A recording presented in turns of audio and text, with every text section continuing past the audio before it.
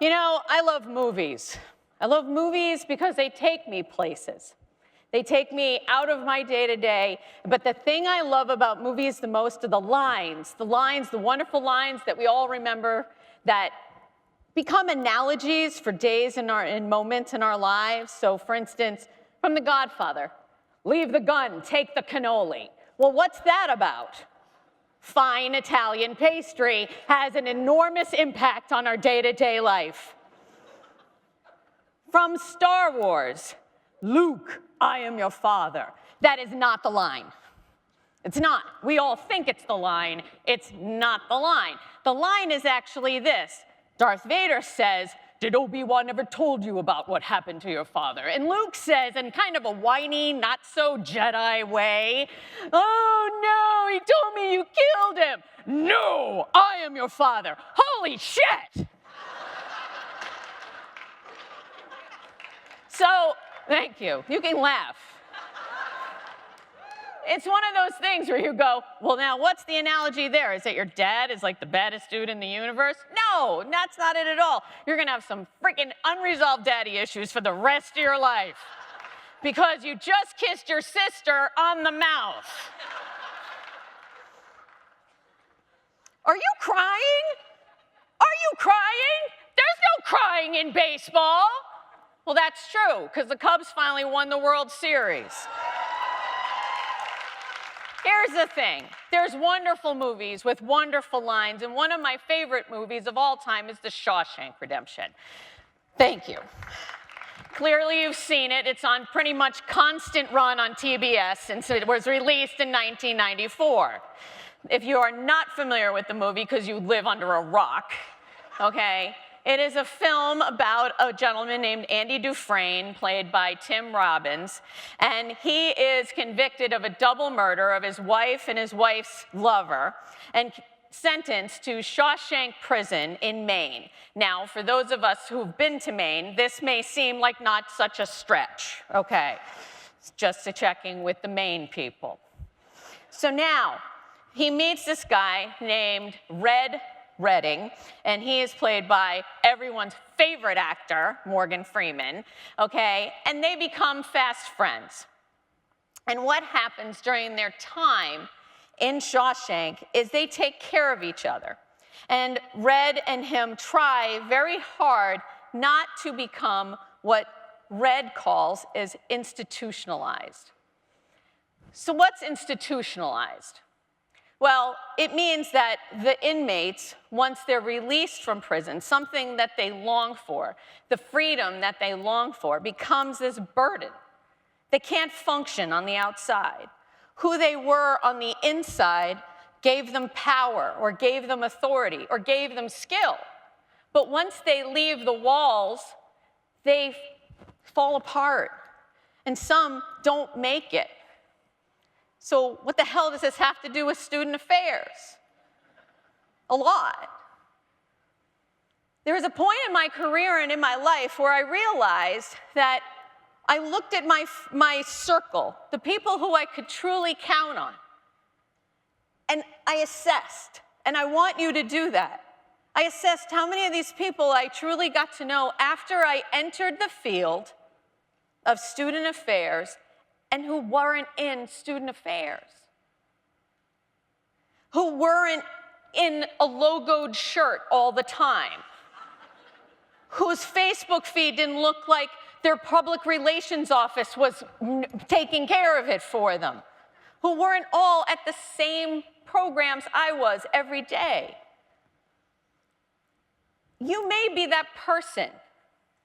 And this is not about the bullshit term of work-life balance, because that does not exist. This is bigger. This is bigger because here's the thing. When you are true to you, when you are yourself, when you love yourself, when your heart is full and the people that you care about are around you, and they love you for who you are, you love yourself, and you give of yourself more to the people you are there to serve. Right? That's fine. So what I'm going to do over the next few minutes is I'm going to tell you about some folks in my life who have let me in. And these people who have let me in fall into 3 communities. And those communities are very special. The first is a group of families. My husband and I decided we wanted to have a child. And because, well, I had issues, okay, and I'll have a whole other conversation, by the way, because someday when you're a woman and you can't have a child, and the world tells you you are not a woman because you can't have a child, that changes you. And I got to meet women and men who were trying and dealing with the same thing, and they had lost hope but found hope in the possibility of adoption. And we found each other, and I got an email from a stranger one day who said, hey, I know that you're going through this. Would you like to join us? We're going to be at the 99 restaurant in Waltham, Massachusetts. If you've never been to a 99, it's one of those kind of restaurants where you get a really good burger and a salad and free popcorn. Those are my favorite places. I'm throwing shit. Okay. Anyway. And we all got together and we talked about how we were feeling and what was going on. And by the way, here's what happens. When you are with people like that who connect with you in a very real way, it doesn't matter what you do for a living. It matters how you feel inside. And we all felt the same way inside. And now they all know how I feel because we have all gotten our daughters. And there is nothing in life that's better than the feeling of taking a child in your arms, feeling her against you, and you are now filled with possibility and love, and your family is complete.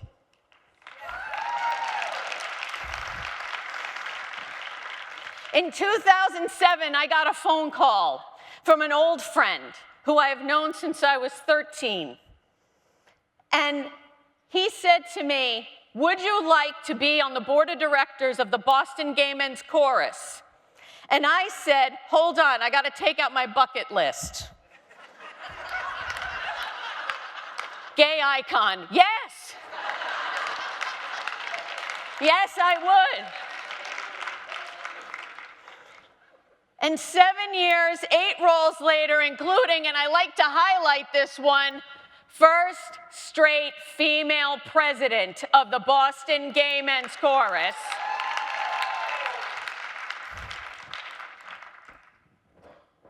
During that time, I learned something. You see, when I got on this board, I was a mid-level professional, eyeball deep in it, and I was doubting my skills. I was doubting how relevant I was. And when I got into this group, I became not only relevant, I became an ass-kicking diva who took care of 175 men who made sure the fiduciary health of that organization was met. And they had a voice and a pain-in-the-ass broad who is not going to shut up.